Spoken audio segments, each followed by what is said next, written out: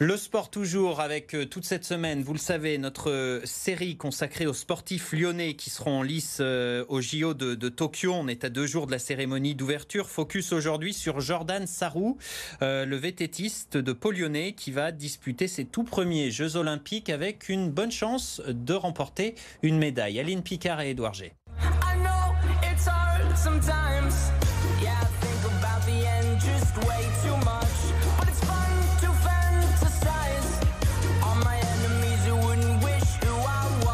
Il avait fini en courant il y a quelques semaines au championnat de France à cause d'une chaîne cassée. Pas question de réitérer ça au JO de Tokyo. Jordan Sarrou sera engagé dans quelques jours sur l'épreuve de VTT cross-country.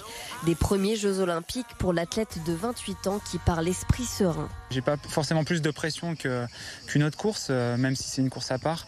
C'est une course d'un jour, c'est clair, mais j'ai pu démontrer que sur une course d'un jour, je pouvais me préparer et que je suis capable de vraiment performer. Donc voilà, je suis motivé et j'ai vraiment hâte de pouvoir courir ces Jeux Olympiques. J'ai à cœur de récolter une médaille forcément. Ouais. Pour le sportif de Pau Lyonnais, le VTT, c'est une histoire de famille. Son oncle et son cousin, mordus de 2 roues, lui ont donné le goût de cette discipline alors qu'il n'avait que 9 ans. C'est un sport hyper complet en fait. Ça demande de l'endurance, de la technique, du physique. Et du mental aussi, parce que c'est une course qui dure entre 1h15 et 1h30 et il y a 0 moment de répit, donc il faut rester concentré tout le temps et ouais, c'est vraiment un sport très complet, quoi. Je suis capable d'aller chercher les derniers, d'aller vraiment loin dans l'effort et je lâcherai jamais rien, quoi.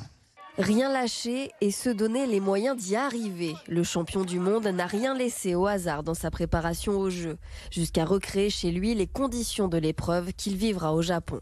Depuis déjà quelques semaines, je m'entraîne en artisanal dans ma salle de bain avec du chaud et puis de l'humidité. Quelque chose de similaire à Tokyo, entre 34-36 degrés, avec un taux d'humidité de 60 à 70%. Au début, c'est vraiment dur et puis le corps s'adapte vite. Donc c'est vraiment ouais.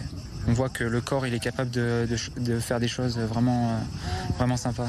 À la sueur de son front, Jordan Sarrou fera donc tout pour décrocher le Graal le 26 juillet prochain. Une journée pour se dépasser et peut-être récolter l'or olympique.